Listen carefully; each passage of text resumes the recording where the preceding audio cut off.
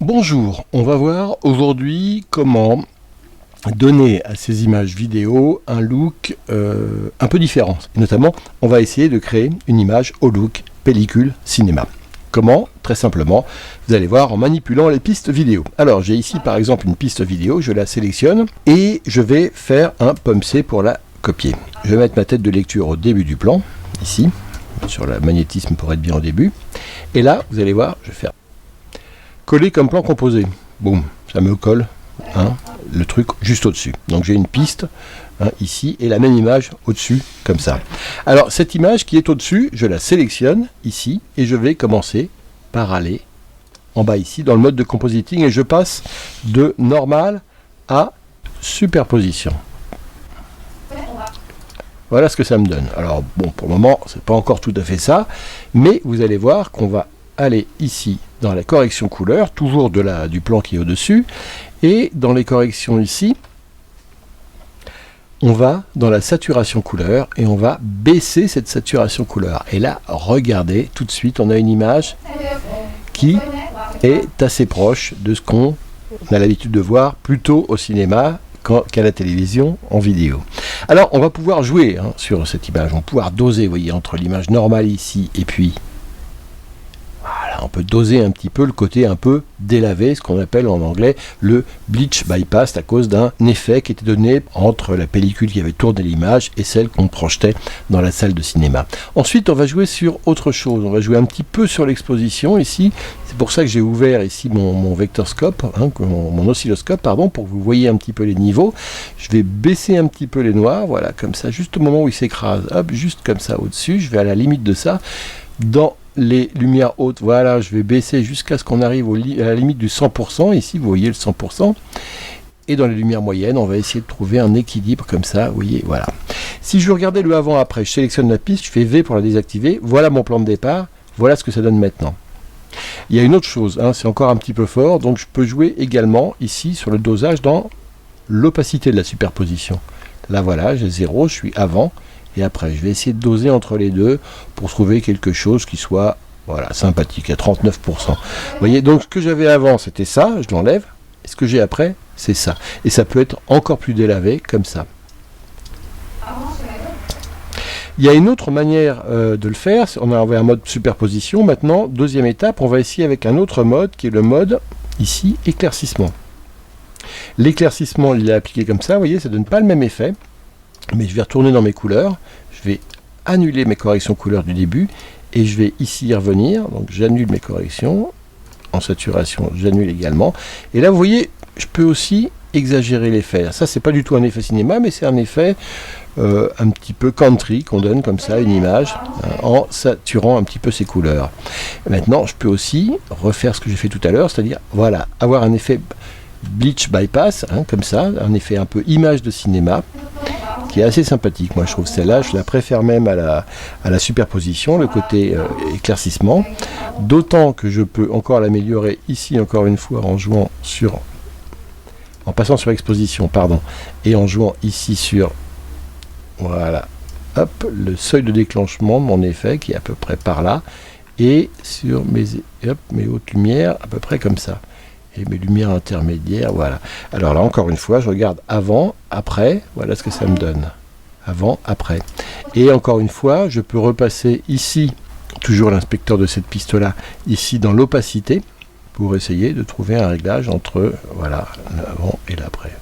Mais en fait, bon, vous le voyez, c'est quand même moins ici que ça se passe, dans cette configuration éclaircissement, que surtout dans les réglages de couleur et de l'exposition. Vous voyez que si je joue sur mes lumières intermédiaires, là je l'ai pas, l'effet bleach bypass, je suis même un petit peu comme j'étais avant là, et hop, tout de suite ici, voilà, de manière très très sensible, sur mes tons intermédiaires, je joue sur l'effet bleach bypass, moins, un petit peu ici aussi, moins, ici aussi le seuil de déclenchement, mais c'est surtout là que c'est très très très sensible, il y a un genou, un nid qui est très très sensible ici. Alors vous voyez ce que j'ai avant et après, c'est pas avant et après ici. Alors ça c'est un des premiers effets qu'on peut faire, l'effet un petit peu pellicule cinéma, en superposant l'image deux fois et en jouant sur les modes de compositing, donc soit en superposition, soit en éclaircissement. Maintenant on enlève et cette fois-ci on va faire autre chose, on va faire pomme C, on revient au début du plan, on fait Alt V pour copier le plan juste au-dessus. Et cette fois-ci, on va aller se mettre sur le mode de compositing ici, qui est en fait en superposition ici. Voilà, celle-là. Alors là, c'est totalement différent de ce qu'on avait tout à l'heure. Et alors, on revient dans nos corrections couleurs. Ici, on revient toujours sur la saturation, qu'on baisse comme ça. Voilà, regardez ce que ça donne comme effet, c'est pas mal. Exposition, on va monter un petit peu les noirs jusqu'à ce qu'ils décrochent comme ça. On va baisser un peu ici, et surtout sur les intermédiaires, là c'est sensible aussi, on va faire ça. Et alors là, ce visage qui est, vous voyez qu'on a quand même... Regardez la différence avant-après, on l'a quand même bien sorti, on l'a bien éclairé. On va lui ajouter un blur. Alors là, pour le coup, on va dans nos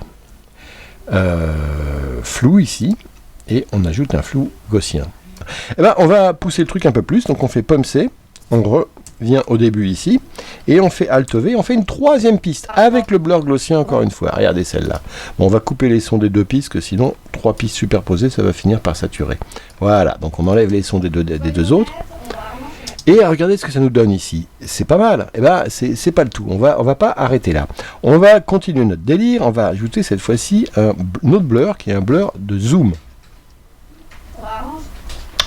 Et un blur de zoom, ça se règle sur un point central qui va être, par exemple, sa figure ici.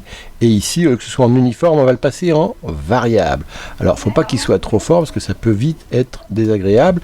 Mais le blur de zoom, regardez, si je monte... Alors, bon, là, ici, le fait est qu'on ne voit pas trop son effet parce qu'en fait, ici, on est en superposition. Et que cette fois-ci, je veux passer de superposition à, paf, lumière tamisée, à 100%. Je reviens dans ma correction couleur ici. Et cette fois-ci, saturation, regardez ce que ça donne si j'ouvre ici. Je vais l'ouvrir un tout petit peu, donc on va laisser comme ça. Par contre, en exposition, je vais m'amuser un petit peu. C'est-à-dire que là, bon, on va le faire plutôt couleur par couleur. On va aller à chaque fois au décrochage. Ici, au décrochage, ici en haut, au moment où ça sature en haut, vous voyez ici. Regardez, voilà. Et là... Voilà. Et là, regardez, hein, je vais faire un escalier pour que vous voyez un petit peu ce qui se passe. Là, on a l'image de départ. Là, on a le premier, voilà, le premier filtre avec le blur gaussien. Là, l'addition des deux filtres. Regardez déjà ce que ça donne. De là, on passe à ça, à cette image-là. Et regardez cette image-là, on peut encore s'amuser avec. Donc, je la sélectionne. Je reviens au départ. Et ici, bon, on va la laisser à 100%. Mais on va revenir sur nos blurs. La monte ici, on peut... Ça sert pas à grand-chose ici. Mais là, vous voyez... Et on va encore forcer les choses en allant sur apparence ici, chercher un filtre qui s'appelle rêve. Oh, il est celui-là, il se cache. Alors voilà, celui-là, je l'ajoute encore une fois. Voilà. Alors, c'est pas très perceptible, regardez. Mais n'empêche que, si je l'enlève et si je l'ajoute, c'est un tout petit peu. Et c'est un tout petit peu aussi parce que je suis sur lumière tamisée. Si je mets sur lumière crue, regardez, ça va être beaucoup plus fort. Là, il faut carrément que je descende avec mon opacité ici, tellement c'est fort. Mais en même temps, regardez, bon ben voilà, je peux jouer sur mes différents... Voilà, mon look gaussien, parce que si j'avais que le look zoom, regardez ce que ça fait des espèces de petites traits ici qui sont pas très beaux. Mais par contre, si je mets le gaussien en plus, regardez, ça arrondit les angles. Et ça me donne quelque chose, une image un peu de rêve, quoi. On sort de son contexte, on est dans une rétro, dans l'emphase. En anglais, on appelle ça blooming, hein, c'est ce côté apparence de rêve. Alors, regardez les 3 étapes de mon image. On avait celle-là au départ, celle-là ensuite, et celle-là enfin. Si je dis, regardez, tac. Et regardez, voilà ce que ça donne. Alors, tout ça se dose, hein, effectivement. Si vous trouvez que c'est trop, on peut ici souvent rajouter pour en mettre plus, soit ici en enlever. Donc, vous voyez ici comment on peut, en superposant les pistes et en s'amusant avec les modes de compositing, avoir des effets, et en jouant avec les filtres également, avoir des effets, créer ses propres looks et créer ses propres effets sur des vidéos. Alors, ensuite... Si on veut pas, c'est fastidieux de faire ça sur tout le long, c'est-à-dire si on veut appliquer, refaire une piste 2, refaire une piste 3 sur tous nos plans, on n'est pas arrivé à refaire les réglages. Donc comment on fait? Eh bien on prend l'ensemble, je fais Pommon ici pour revenir, en fait si je fais l'ensemble ici de ces plans-là, et que je fais un plan composé, nouveau plan composé, Ensuite, j'ai plus qu'à faire ce que je viens de faire ici sur mes 3 pistes avec l'ensemble du plan composé. Et ainsi, j'applique l'effet que je veux à toute une séquence et non pas seulement à un plan, plan par plan. Vous voyez comment on peut ainsi généraliser ces effets. Voilà, merci, à bientôt, au revoir.